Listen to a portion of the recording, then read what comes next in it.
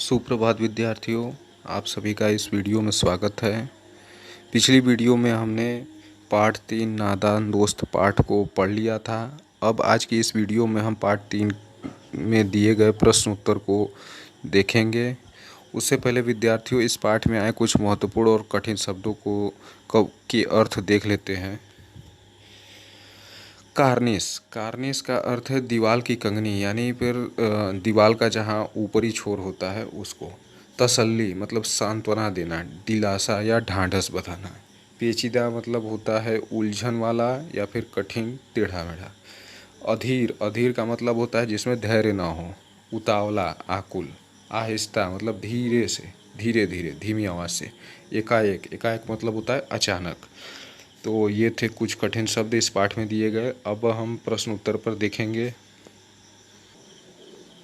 विद्यार्थियों, इस पाठ का पहला प्रश्न है, केशव और श्यामा के मन में अंडों को देखकर तरह तरह के सवाल क्यों उठते थे? तो इसका उत्तर है, केशव और श्यामा के मन में अंडों को देखकर अनेक प्रश्न उठते थे क्योंकि वे अंडों के बारे में जानना चाहते थे। दूसरा प्रश्न है, अंडों के बारे में दोनों आपस ही में सवाल जवाब करके अपने दिल को तसल्ली क्यों दे दिया करते थे? इसका उत्तर है, केशव और श्यामा दोनों आपस ही में सवाल जवाब करके अपने दिल को तसल्ली दे दिया करते थे क्योंकि उनके प्रश्नों का उत्तर देने वाला कोई नहीं था। न अम्मा को घर के काम धंधों से फुर्सत थी, न बाबूजी को पढ़ने लिखने से। तीसरा प्रश्न है, अंडों के टूट जाने के बाद माँ के यह पूछने पर कि तुम लोगों ने अंडों को छुआ होगा के जवाब में श्यामा ने क्या कहा और उसने ऐसा क्यों किया? उत्तर है, अंडों के टूट जाने के बाद माँ के यह पूछने पर कि तुम लोगों ने अंडों को छुआ होगा के जवाब में श्यामा ने अम्मा जी को बताया कि केशव ने अंडों को छेड़ा था क्योंकि उसे लगा केशव ने ही शायद अंडों को इस तरह रख दिया कि वह नीचे गिर पड़े। इसकी उसे सज़ा मिलनी चाहिए। चौथा प्रश्न है, पाठ के आधार पर बताओ कि अंडे गंदे क्यों हुए और उन अंडों का क्या हुआ? उत्तर है, केशव के छूने से चिड़िया के अंडे गंदे हो गए और इसलिए चिड़िया ने उन्हें नहीं सेया और अंडों को घोंसले से गिरा दिया। इस तरह अंडे बर्बाद हो गए। पांचवा प्रश्न है, ये ऑप्शनल बहुविकल्पीय प्रश्न है। सही उत्तर क्या है? अंडों की देखभाल के लिए केशव और श्यामा धीरे से बाहर निकले क्योंकि क वे माँ की नींद नहीं तोड़ना चाहते थे, ख माँ नहीं चाहती थी कि वे चिड़ियों की देखभाल करे, ग माँ नहीं चाहती थी कि वे बाहर धूप में घूमें। इसका सही उत्तर है, अंडों की देखभाल के लिए केशव और श्यामा धीरे से बाहर निकले क्योंकि माँ नहीं चाहती थी कि वे बाहर धूप में घूमें। छठवां प्रश्न है, केशव और श्यामा ने चिड़िया और अंडों की देखभाल के लिए किन 3 बातों का ध्यान रखा? तो इसका उत्तर है, केशव और श्यामा ने चिड़िया और अंडों की देखभाल के लिए निम्नलिखित 3 बातों का ध्यान रखा। पहला, आराम के लिए कपड़ा बिछाया। दूसरा, धूप से बचाने के लिए टोकरी से ढक दिया। तीसरा, पास में दाना और पानी की प्याली भी रख दी। 7वां प्रश्न, कार्निश पर अंडों को देखकर केशव और श्यामा के मन में जो कल्पनाएं आई और उन्होंने चोरी चुपके जो कुछ कार्य किए, क्या वे उचित थे? तर्क सहित उत्तर लिखो। तो इसका उत्तर है, कार्निश पर अंडों को देखकर केशव और श्यामा के मन में जो कल्पनाएं आए और उन्होंने चोरी चुपके जो कुछ कार्य किए वे उचित नहीं थे, परंतु उनकी बाल सुलभ जिज्ञासाओं का उत्तर देने के लिए कोई नहीं था और उन्हें इस बात का भी ज्ञान नहीं था कि चिड़िया के अंडों को छुआ नहीं जाता। वह तो उसे सुख सुविधाएं देना चाहते थे। अगर उन्हें उचित मार्गदर्शन दिया गया होता तो वह ऐसा बिल्कुल भी नहीं करते।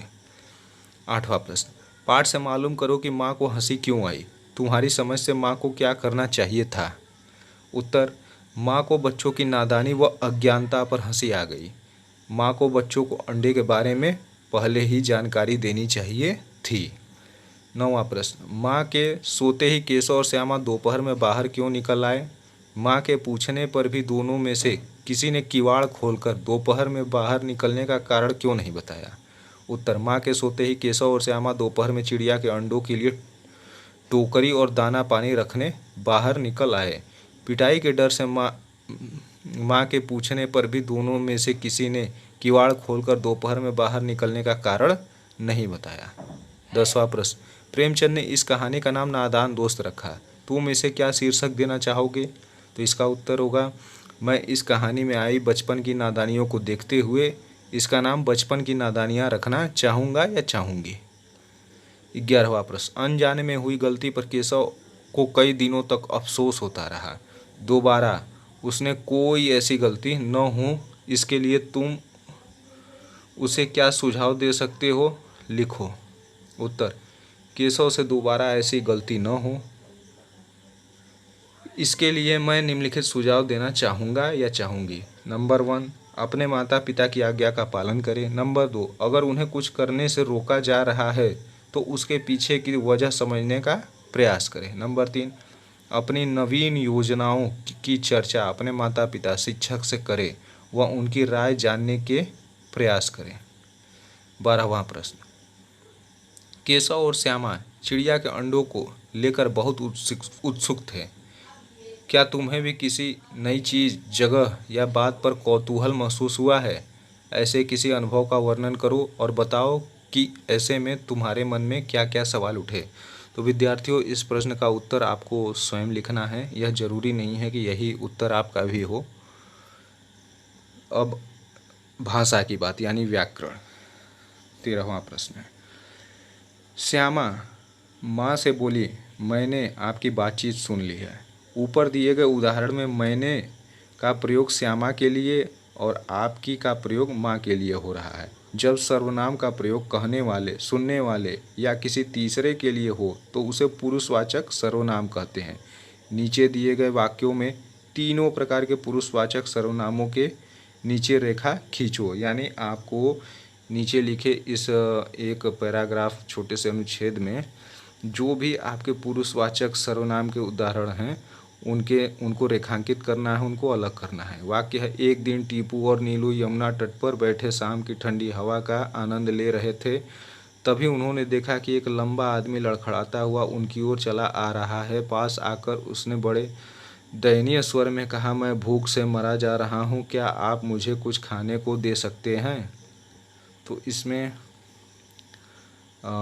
इस अनुच्छेद में, इस पैराग्राफ में उत्तम पुरुषवाचक सर्वनाम है मैं, मुझे। मध्यम पुरुषवाचक सर्वनाम है आप। अन्य पुरुषवाचक सर्वनाम है उन्होंने, उनकी, उसने। अब 14वां प्रश्न, तगड़े बच्चे, मसालेदार सब्जी, बड़ा अंडा। ये तगड़े, मसालेदार और बड़ा के नीचे अंडरलाइन है यानी रेखांकित है। इसमें रेखांकित शब्द क्रमशः बच्चे, सब्जी और अंडा की विशेषता यानी गुण बता रहे हैं, इसलिए ऐसे विशेषणों को गुणवाचक विशेषण कहते हैं। इनमें व्यक्ति या वस्तु के अच्छे बुरे हर तरह के गुण आते हैं। तुम 4 गुणवाचक विशेषण लिखो और उनसे वाक्य बनाओ। विद्यार्थियों, आप अलग तरह के भी विशेषण और वाक्य लिख सकते हैं, जरूरी नहीं है कि यही आप लिखें। तो जैसे उदाहरण के तौर पे सुंदर माला, ये एक सुंदर यहाँ पर विशेषण है माला का, तो इसका वाक्य प्रयोग, नेहा के गले में सुंदर माला थी। लाल गुलाब, पूजा के लिए लाल गुलाब का हार बना दो। गरीब लड़की, इसका वाक्य प्रयोग, लड़की ठंड से कांप रही थी। दयालु सेठ, ये थोड़ा गलत हो गया, गरीब लड़की टाइपिंग में। दयालु सेठ, सोहन की मदद एक दयालु सेठ ने की। गरीब लड़की, विद्यार्थियों आप वाक्य प्रयोग में पहले गरीब लड़की ठंड से कांप रही थी, इसका वाक्य प्रयोग लिखेंगे, गरीब लड़की ठंड से कांप रही थी। 15वां प्रश्न, नीचे कुछ प्रश्नवाचक वाक्य दिए गए हैं, उन्हें बिना प्रश्न वाक्य में रूप में बदलो।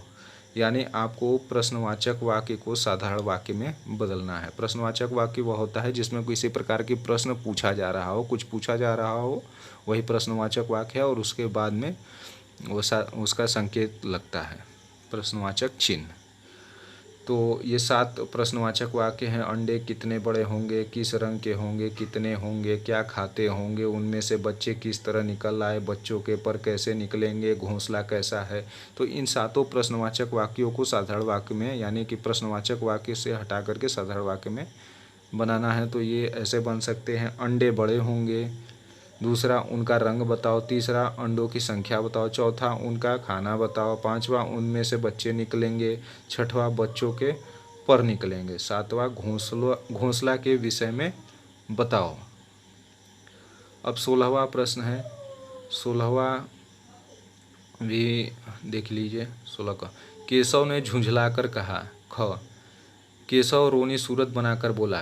ग केशव घबराकर उठा। घ केशव ने टोकरी को एक टहनी से टिकाकर कहा। अंग श्यामा ने गिड़गिड़ाकर कहा। यहाँ झुंझलाकर, बनाकर, घबराकर, टिकाकर, गिड़गिड़ाकर इन सबों के नीचे अंडरलाइन है यानी रेखांकित है, और इन सभी शब्दों के लास्ट में कर कर कर जुड़ा है। ऊपर लिखे ये देखिए नीचे क्या लिखा है।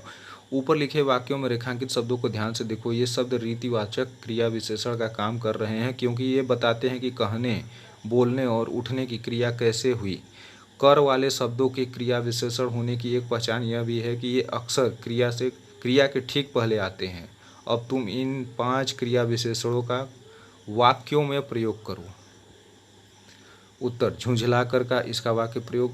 अमर ने गुस्से में खिलौने झुंझलाकर फेंक दिए। दूसरा बनाकर, माँ ने मुझे मोतीचूर के लड्डू बनाकर दिए। तीसरा घबराकर, राज अक्सर घबराकर झूठ बोल देता है। चौथा टिकाकर, लड़के ने अपने ठेले को दीवार से टिकाकर रख दिया। पांचवा गिड़गिड़ाकर, मंदिर के एक भिखारी गिड़गिड़ाकर भीख मांग रहा था। मंदिर ये थोड़ा गलत टाइप हो गया। मंदिर में, यहाँ पर 5वें का वाक्य प्रयोग करेंगे। मंदिर में एक भिखारी गिड़गिड़ाकर भीख मांग रहा था। 17वां प्रश्न देखते हैं। नीचे प्रेमचंद की कहानी सत्याग्रह का एक अंश दिया गया है। तुम इसे पढ़ोगे तो पाओगे कि विराम चिन्हों के बिना यह अंश अधूरा सा है। तुम आवश्यकता के अनुसार उचित जगहों पर विराम चिन्ह लगाओ। विराम चिन्ह यानी अर्धविराम, पूर्ण विराम, ये चिन्ह होते हैं।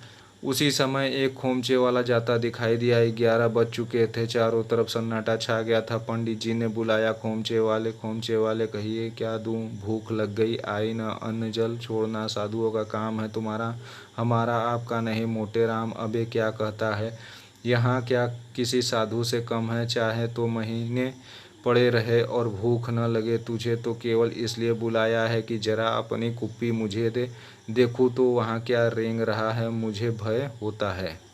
तो विद्यार्थियों, बिना विराम चिन्ह के कोई भी वाक्य का अर्थ स्पष्ट नहीं हो पाता है। तो इस उदाहरण जो प्रेमचंद के कहानी सत्याग्रह का यह अंश है, बिना विराम चिन्हों का दिया गया, इसलिए हमें यह कहानी समझ में भी नहीं आ रही है। जब विराम चिन्ह लगेगा तब हमें कहानी पूरी अच्छी तरह समझ में आएगी, यानी अर्थ स्पष्ट हो पाएगा। तो इसको हम ठीक करके ऐसे लिखेंगे। उसी समय एक खोमचे वाला जाता दिखाई दिया। 11 बज चुके थे। चारों तरफ सन्नाटा छा गया था। पंडित जी ने बुलाया। खोमचे वाले कहिए क्या दूं, भूख लग गई न, अन्न जल छोड़ना साधुओं का काम है, हमारा आपका नहीं। मोटे राम अबे क्या कह रहा है, यहाँ क्या किसी साधु से, यह क्या किसी साधु से कम है। चाहे तो महीने पड़े रहे और भूख न लगे, तुझे तो केवल इसलिए बुलाया है कि जरा अपनी कुप्पी मुझे दे, देखूँ तो वहाँ क्या रेंग रहा है, मुझे भय होता है। तो ये था विद्यार्थियों आज का प्रश्न अभ्यास। आप अपनी गृह कार्य पुस्तिका में लिखते रहेंगे। धन्यवाद।